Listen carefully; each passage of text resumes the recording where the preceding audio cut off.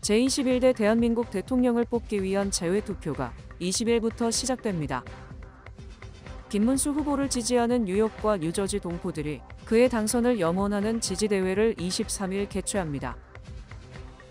뉴저지 트랜짓 기관사 노조가 18일 잠정 합의안을 승인하면서 지난 40여 년 만에 뉴저지 트랜짓 대규모 파업 사태가 3일 만에 일단락됐습니다. 킹콩이 밟고 지나간 다리로 유명한 브루클린 브릿지에 멕시코 함정이 충돌, 2명이 숨지고 다리 통행이 일부 중단되는 소동이 벌어졌습니다. 모두가 누릴 수 있는 권리, 바로 아름다움입니다. 키스는 누구나 더 쉽고 당당하게 자신의 아름다움을 즐길 수 있는 세상을 꿈꿉니다. 키스는 우리 모두의 미래가 더 아름답게 빛날 수 있도록 최선을 다할 것입니다. 당신의 아름다움의 모든 순간, 키스가 함께합니다. 뉴뱅크와 함께 꿈의 집을 마련하세요.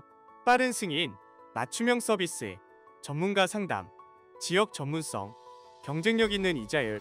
뉴뱅크가 주택 소유를 쉽고 간편하게 모든 단계에서 도움을 드립니다. 지금 바로 가까운 뉴뱅크 지점을 방문해서 홈모기지 대출 상품에 대해 문의하세요. 뉴뱅크 제공입니다.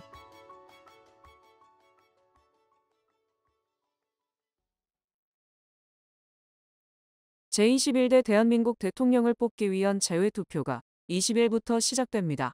뉴욕 총영사관 관할 지역에서는 20일 화요일부터 25일 일요일까지 재외투표가 진행되며 유권자들은 뉴욕과 뉴저지 일원 총 4곳의 투표소에서 참여할 수 있습니다. 뉴욕 총영사관 재외투표소는 20일부터 25일까지 6일간 운영되며 퀸즈 베이사이드 소재 뉴욕 한인봉사센터 커뮤니티 센터, 뉴저지 팰리세이즈 팍 소재 뉴저지아 한인회관, 뉴저지 테너플라이 소재 KCS 한인동포회관은 22일부터 24일까지 3일간 운영됩니다. 투표 시간은 운영기간 중 매일 오전 8시부터 오후 5시까지입니다. 재외투표소를 방문하는 유권자는 반드시 신분증을 지참해야 합니다. 국외부재자의 경우 여권, 주민등록증, 운전면허증 등 정부가 발행한 사진이 부착된 신분증이 필요하며 재외선거인은 여기에 더해 비자, 영주권 증명서 중 하나를 추가로 제시해야 합니다. 투표 절차는 신분 확인 후 투표용지와 회송용 봉투를 받은 뒤 기표소에서 후보자 1명을 선택해 기표하고 기표지를 봉투에 넣어 밀봉한 후 투표함에 넣는 순으로 진행됩니다. 21대 한국 대통령 선거에는 총 7명의 후보가 출마했습니다. 기호 1번 더불어민주당 이재명, 기호 2번 국민의힘 김문수, 기호 4번 개혁신당 이준석, 기호 5번 민주노동당 권영국, 기호 6번 자유통일당 구주화, 기호 7번 무소속 황교안, 기호 8번 무소속 송진호 후보 등입니다. 6월 3일 한국 대통령 선거를 약 2주 앞두고 김문수 후보를 지지하는 뉴욕과 뉴저지 동포들이 그의 당선을 염원하는 지지대회를 오는 23일 개최합니다. 김문수 대통령 후보를 지지하는 뉴욕과 뉴저지 동포들은 오는 23일 오클랜드 가든스 소재 하크네시아 교회에서 지지대회를 개최한다고 밝혔습니다. 이날 열리는 지지대회는 더 크고 위대한 대한민국을 소망하는 누구나 참가할 수 있습니다. 김문수 후보는 16일 소셜미디어 X에 올린 메시지를 통해 언제나 한결같은 조국 사랑에 깊이 감사드린다고 인사하고 한인동포 유권자들의 지지를 호소하며 적극적인 사전투표 참여를 독려했습니다. 그러면서 이번 선거가 대한민국의 정체성과 한미동맹의 미래를 결정짓는 중대한 선거라고 강조했습니다. 오는 20일부터 25일까지 진행되는 재외국민투표에 적극적인 참여도 당부했습니다. 김문수 후보는 한인들의 선택에 따라서 대한민국과 한미동맹의 미래가 달려있다고 말하며 조국의 향방에 관심을 갖고 책임있는 한 표를 행사해 줄 것을 요청했습니다. 김문수 후보는 특히 최근 도널드 트럼프 대통령의 복귀로 한미 관계의 불확실성이 더욱 커졌다고 언급하면서 관세 문제 등으로 양국 관계가 새로운 시험대에 올랐다고 말했습니다. 김문수 후보는 이럴 때일수록 미국과 신뢰를 쌓아온 인물이 최고 책임자로서 국정을 맡아야 한다고 강조했습니다. 이어서 김문수 후보는 깨끗한 사람이 잘 되는 나라, 착한 사람이 잘 사는 나라, 열심히 하는 사람이 성공하는 나라를 반드시 만들어 나가겠다는 포부를 이번에 다시 한번 강하게 다짐했습니다. 뉴저지 트랜짓 기관사 노조가 18일 잠정 합의안을 승인하면서 지난 40여 년 만에 뉴저지 트랜짓 대규모 파업 사태가 3일 만에 일단락됐습니다. 노조는 인근 지역 철도기관사에 비해 낮은 임금과 유저지의 높은 물가를 고려한 임금 인상을 요구했고, 회사 측은 재정적 부담을 이유로 신중한 접근을 고수해왔습니다. 양측은 이에 관해 잠정 합의에 도달했으며 구체적인 내용은 공개되지 않았습니다. 뉴저지 트랜짓 측은 이번 사태를 통해 현장의 목소리를 더 잘 이해하게 됐다며 향후 재발 방지를 위한 노력을 약속했습니다. 이번 합의가 최종 승인되면 기관사들의 임금은 전국 주요 통근철도 중 최하위 수준에서 일부 개선될 전망입니다. 뉴저지 트랜짓 측은 열차와 장비 점검 등을 이유로 하루의 준비 기간을 두고 20일 화요일부터 정상 운행을 재개한다고 밝혔습니다. 이에 따라 19일까지는 대체버스 등을 활용한 기존의 비상 수송 체계가 유지됩니다. 이번 파업은 임금 협상 결렬로 지난 16일부터 모든 열차 운행이 중단됐으며 뉴욕과 필라델피아 등으로 출퇴근하는 수십만 통근객이 큰 불편을 겪었습니다. 뉴저지 트랜짓은 미국 내 세 번째로 큰 통근 철도망으로 하루 평균 10만 명이 이용합니다. 킹콩이 밟고 지나간 다리로 유명한 브루클린 브릿지에 멕시코 함정이 충돌, 2명이 숨지고 다리 통행이 일부 중단되는 소동이 벌어졌습니다. 지난 17일 토요일 오후 8시 20분쯤 멕시코 훈련함 콰우테모코가 142년 된 브루클린 브릿지를 지나다가 다리와 부딪히면서 돛대 3개가 연달아 부서졌고 동력을 잃고 15분 이상 다리 바깥쪽으로 떠밀려갔습니다. 이 사고로 멕시코 함정 승선자 277명 중 2명이 사망하고 19명이 부상을 입었으며 이 중 2명은 중상으로 알려졌습니다. 이 함정은 멕시코 해군의 훈련함정으로 돛대가 브루클린 브릿지 하단과 부딪히면서 돛대에 올라가 있던 사람들이 화를 입었으며 사고 뒤 브루클린 브릿지 통행이 일시 중단되기도 했습니다. 이 함정은 범선으로 길이 80m, 높이 45m이며 멕시코 국기와 수십 개의 흰돛을 달아서 한 건 모양을 뽐냈지만 뉴욕의 명물 브루클린 브릿지를 들이받음으로써 뉴요커의 원성을 사고 있습니다. 이 함정은 멕시코 해군사관학교 졸업 예정자들의 훈련을 위해 지난달 6일 멕시코 아카풀코를 출항 254일간 뉴욕 등 15개국 22개 항구를 방문할 예정이었습니다. 이 함정은 기계적 결함으로 동력을 잃는 바람에 사고가 발생했고 다리 바깥쪽으로 떠밀려가다 긴급 출동한 예인선의 도움을 받아 인근 부두로 옮겨졌습니다. 브루클린 브릿지는 1883년 개통한 뉴욕의 명물로 거대한 석탑 2개가 490m 다리를 지지하고 있으며 매일 10만 대의 차량과 보행자 3만 2천 명이 지나다닙니다. 뉴욕시가 주택과 스몰 비즈니스, 소규모 빌딩을 대상으로 무료 인스펙션 서비스를 제공합니다.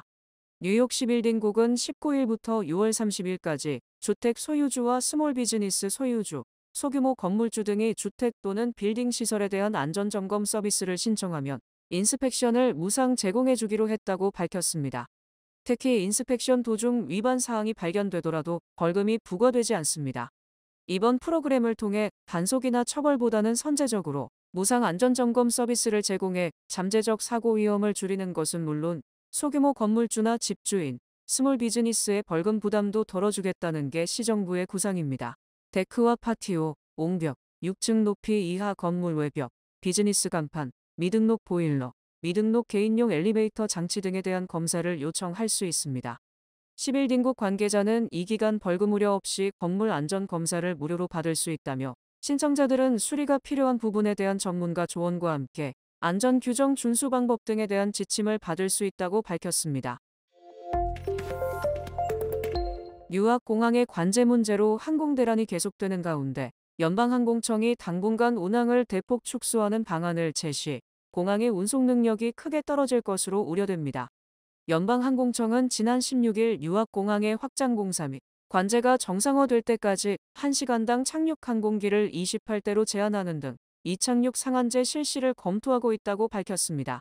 연방항공청은 이에 앞서 뉴악 공항 활주로 확장 공사 때도 1시간당 운항 횟수를 56회로 제한하기도 했으며 이번에도 착륙 항공기를 28회로 제한한 것은 이륙을 고려하면 56회로 상한선을 정한 셈입니다. 연방항공청은 오는 10월 25일까지 만약 공사가 진행되지 않을 때는 시간당 최대 착륙 항공기를 34대까지 허용한다고 밝혔으며 이는 이륙을 고려하면 시간당 68회로 운항을 제한하는 것입니다. 연방항공청은 뉴악공항 활주로 확장 공사는 6월 15일까지 매일 작업을 하고 그 이후에는 연말까지 토요일에만 작업을 할 것으로 알려졌습니다. 뉴욕공항은 보통 시간당 70편 이상의 이착륙이 이뤄졌지만 최근 관제 레이더의 잦은 고장과 관련 인력 부족 등으로 어려움을 겪음에 따라 연방항공청과 델타, 유나이티드, 젯블루 등과 3일간 협상 끝에 이 같은 조치에 합의했습니다.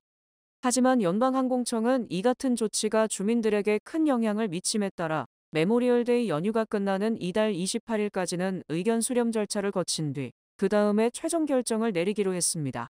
이에 대해 뉴욕공항을 허브공항으로 사용하고 있는 유나이티드 항공은 지난달 28일부터 하루 항공편을 35편 축소했으며 이번 이착륙상 한제에 대해서도 이의를 제기하지 않고 안정적 운영을 위한 조치라고 평가했습니다. 트럼프 대통령이 제안한 감세를 골자로 한 세제 법안이 1차 관문인 하원예산위원회를 통과함에 따라 조만간 입법이 완료될 것이라는 기대를 낳고 있습니다. 연방하원예산위원회는 어젯밤 해당 법안에 대한 표결을 실시, 찬성 17표 대 반대 16표, 한 표 차이로 아슬아슬하게 가결시켰습니다. 예산위원회 통과가 쉽지 않을 것으로 예상됐던 이 법안은 당초 반대 입장에 공화당 강경파 의원 4명이 반대하지 않고 기권함에 따라 가결된 것입니다. 이들 강경파는 메디케이드와 다른 정부 지원 프로그램의 추가 삭감을 요구하며 지난 16일 예산위 표결 때는 반대표를 던져 부결시켰지만 백악관과 공화당 지도부가 이들을 설득, 어제 재표결에서 마음을 돌린 것입니다. 강경파 중 한 명인 텍사스 출신 칩 로이 의원은 주말 사위 논의에 진전을 이뤘지만 많은 진전은 없었다며 추가 협상을 요구했고 또 다른 강경파인 사우스캐롤라이나 출신 랠프 노먼 의원은 메디케이드 수혜 요건 변경 협상을 하고 있다고 말했습니다. 이 법안은 개인소득세 세율 인하, 법인세 최고 세율 인하, 표준소득 공제와 자녀세액 공제 확대 등 2017년 감세법에 따라 올해 말까지 한시적으로 시행되는 법의 적용 기간을 연장시키는 것을 골자로 하고 있습니다. 또 메디케이드와 아동건강보험 예산 삭감, 푸드스탬프 예산 삭감 등 각종 사회보장 프로그램에 대한 예산을 대폭 줄이고 새로운 세수 창출 조치 등이 포함되어 있습니다.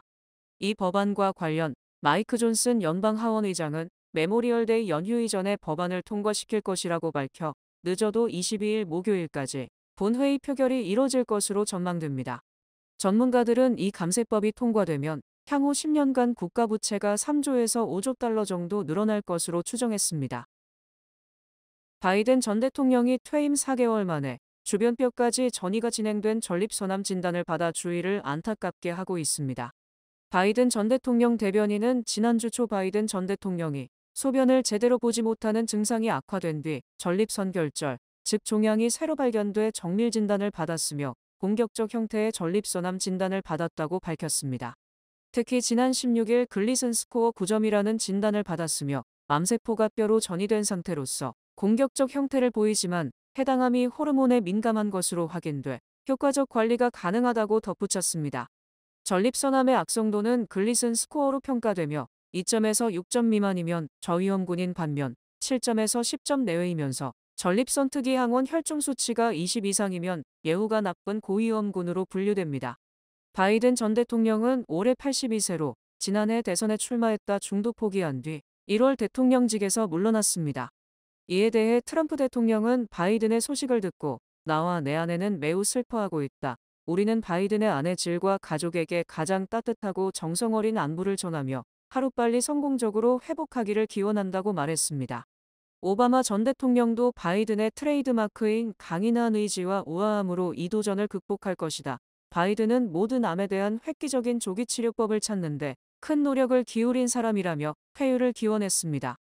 바이든 전 대통령은 19일 소셜미디어 X에 질 바이든 여사와 함께 찍은 사진을 올리며 여러분들 가운데 많은 사람처럼 질과 나는 어려울 때 가장 강해질 수 있다는 것을 배웠다고 밝혔습니다. 스캇 베센트 재무장관이 미국과의 관세 협상에 성실하게 임하지 않는 국가는 유예기간이 끝나면 4월 2일 발표된 높은 관세를 내게 될 것이라고 경고했습니다. 스캇 베센트 장관은 어제 NBC 방송과의 인터뷰에서 미국의 교역국들이 선의를 가지고 협상에 임하지 않는다면 트럼프 대통령으로부터 이것이 당신 국가 관세율이다라고 적힌 서한을 받게 될 수 있다며 나는 모든 나라가 선의로 협상할 것으로 기대한다고 말했습니다. 스캇 베센트 장관은 선의로 협상하지 않으면 4월 2일 발표한 관세율을 적용할 것이다. 트럼프 대통령이 말하는 협상 지렛대가 바로 이것이다. 너희가 협상하고 싶지 않다면 관세는 4월 2일 발표 수준으로 다시 올라간다고 강조했습니다. 이에 앞서 트럼프 대통령은 지난 16일 아랍에미레이트에서 앞으로 2, 3주 이내에 스캇 재무장관과 하워드 상무장관이 세계 각국에 미국에서 사업을 하기 위해 내야 하는 것을 통보하는 서한을 보낼 것이라고 말했었습니다. 스캇 베슨트 장관은 교역 규모가 작은 나라들은 지역 협상을 많이 할 것이다. 중남미, 아프리카 등 지역별로 협상, 관세율을 부과할 것이다. 하지만 지금 당장은 중요한 교역 파트너 18개국에 집중하고 있다고 설명했습니다. 스캇 베슨트 장관은 트럼프 대통령이 전략적 불확실성을 전술로 활용하고 있다. 우리가 다른 나라에 너무 많은 확실성을 제공하면 그들은 우리를 가지고 놀 것이라며 앞으로도 불확실성을 무기로 삼을 뜻을 분명히 했습니다. 또 국제신용평가사 무디스가 미국의 신용등급을 하향 조정한 데 대해 신용평가사들이 등급을 내리는 시점에는 이미 모든 것이 시장에 반영이 끝난 뒤여서 실물 경제에 충격이 없다. 그리고 나는 무디스를 신뢰하지 않는다고 주장했습니다.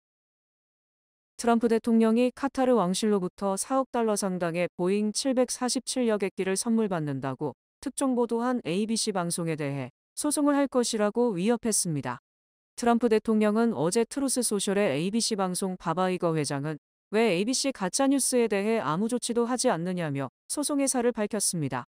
트럼프 대통령은 ABC 방송 디스위크 진행자 조지 스테파노폴러스의 트럼프 강간 발언 판결과 관련 ABC로부터 1,600만 달러를 배상받기로 했다고 언급하면서 그는 경고를 받았으나 경영진이 그를 제지하지 못했다고 주장했습니다.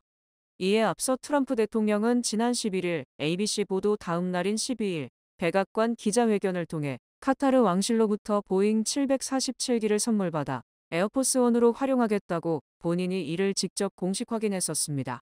트럼프 대통령은 카타르 왕실로부터 선물을 받는 것은 대통령 개인이 아니라 미국 공군과 국방부라고 주장하고 내가 선물로 받는다고 말하면 안 된다고 강조했습니다. 또 이제 그들이 또 그런 짓을 하려는 것이 보인다. 나는 이번에도 잊어질 인간들에게 경고한다. 전용기 선물에 대한 비판 보도를 계속하면 소송을 할 것이라고 밝혔습니다. 뱅크 오브 호프가 드리는 경쟁력 있는 이자율에 8개월 및 12개월 프로모 플러스 CD 가까운 뱅크 오브 호프 지점에서 만나보세요. 이 프로그램은 최고의 금융 서비스로 당신을 존중합니다. 뱅크 오브 호프 제공입니다. 주요 단신 전해드립니다. 뉴저지 보건국의 홍역 확진자가 지난 12일 오후 12시 30분부터 오후 4시까지 뉴워크 공항 B터미널에 있었다며 홍역 감염 가능성을 경고했습니다. 토네이도를 동반한 강력한 폭풍이 미주리주와 켄터키주 등 미 중서부 지역을 강타하면서 지금까지 최소 28명 이상이 사망했습니다. 연방식품의약국은 지난 16일 알츠하이머병과 관련된 뇌속 플라크를 탐지할 수 있는 혈액 검사에 대해 승인을 내렸습니다. 연방상무부의 발표에 따르면 4월 단독주택 착공 건수가 전월 대비 2.1% 감소한 92만 7천 건에 그치며 9개월 만에 저수준을 기록했습니다. 아시아나항공이 7에서 9월 미주 노선에서 LA 4편, 뉴욕 2편 등 총 10편의 마일리지 전용기를 투입하며 예약은 오늘 오후 5시부터 잔여 좌석을 모두 마일리지로 구매 가능하도록 오픈됐습니다. 17일 오전 11시 캘리포니아 팜스프링의 한 난임 클리닉에서 반출생주의 사상을 가지고 있는 용의자에 의해 테러로 추정되는 차량 폭발이 일어나 한 명이 숨졌습니다. 미국에서 판매 중인 대부분의 쌀에 함유된 비소와 카드뮴 등 독성 중금속 함량이 안전 기준치보다 높은 수준이라는 연구 결과가 나왔습니다. 15일 여론조사기관 갤럽에 따르면 연소득이 10만 달러 이상인 고소득 가구의 87%가 주식을 주요 자산 증식 수단으로 활용하고 있는 것으로 나타났습니다. 날씨 전해드립니다. 화요일인 내일은 오전에는 맑고 오후에는 흐리겠습니다. 낮 최고 기온은 69도, 최저 기온은 54도입니다. 해 뜨는 시간은 5시 34분, 해 지는 시간은 8시 11분입니다. 이상으로 주간 날씨와 세계 날씨 전해드립니다.